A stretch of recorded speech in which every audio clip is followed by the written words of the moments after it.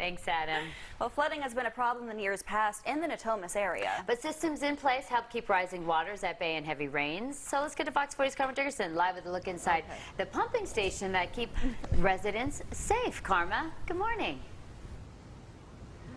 Good morning. We've seen all different sides of this pumping station this morning. Some fascinating stuff we've been able to learn. So we're going to break it down for you. You can hear roaring behind me is some of the water that's being pumped out to try to make sure that the water levels stay low. I want to show you some video of where we were earlier to give you a brief idea of how they, in this Natomas Basin, protect the area from flooding.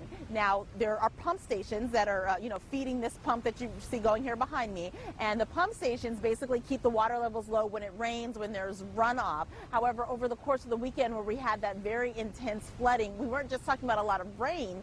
We were talking about a lot of debris that was coming down. And so they had to deal with the fact that the debris potentially could set the pumps offline and then the potential for flooding.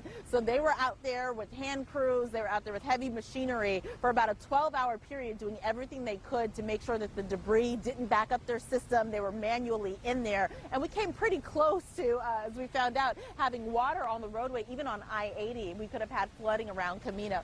So to help us understand a little bit more about what we saw out there and where we go from here, first of all, thank you to your crew. This is Kevin King. They did tremendous job. He's the general manager here at the Reclamation District number 1000, correct? Correct. What do people need to know going forward? We've on the other side of this storm, but there's some lessons learned. So this is Flood Preparedness Month, and great timing for a historic storm event, a 200-year flood event, if not greater.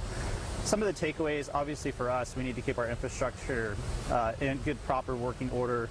Our heroism by our crews this weekend was fantastic work, but sometimes it may not be enough. So the residents in Natomas need to be prepared. Have an evacuation plan, well thought out, where you're going to go. Have a flood preparedness kit to be able to grab a few things that you need immediately and maybe for a couple days afterwards, and just have that stuff ready to go. We're starting, this is a great start to our flood season, right? And it's hard to talk about flood and flood preparedness in the middle of a drought, but being flood ready is always a good idea. Our flood season officially starts November 1st and is all the way through April 15th. So if it's going to be a La Nina year like some are predicting, potential for more storms like this are coming, so be ready. All right, Kevin King, General Manager here, thank you so much. And a heads up, make sure you're tuning into Fox 40 today because we're going to have more on this story and for what's next, because as we were talking about earlier this morning when it came to Sacramento residents and maybe paying more for sewer management, those types of things, Natomas residents may be seeing something come ahead of them in the coming months as they talk about replacing some of this infrastructure to make sure that all the pumps that you see and hear working continue to work in the years to come. And we're seeing, with the storm that just happened, just how vital that can be. So they're, asking people to be open to hearing the case that they're going to make, because, a lot of times people shut down when they hear they're being asked to pay more money, but they're saying it's important to keep that infrastructure up and running. Reporting live, I'm Karma Dickerson, Fox 40 News. Because no one wants their house flooded, and flooding has been a big issue there in years past. Good to see them doing something about it. Thanks, Karma. Thank you. Even though the recent rain was a step in the right direction, state leaders say they're moving forward with their emergency drought response. Water officials say it'll take more than one storm to make any real impact on California's drought crisis. Fox 40 Capitol reporter Ashley Zavala tells us when state leaders say they will reevaluate the steps they're taking.